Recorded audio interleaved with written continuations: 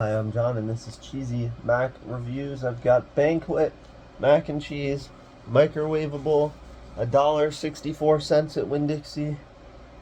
Looks okay, it doesn't look too saucy. Let's give it a try.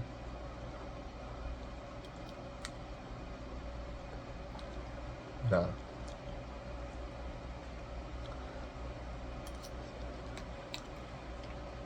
Okay, not good. Flavor sucks, very bland, barely any flavor, barely any sauce. Sauce is a little watery. Pasta's a little soft, not too bad. Most frozen aren't too bad, but wouldn't recommend it even for $1.64. Not good. Banquet, mac and cheese.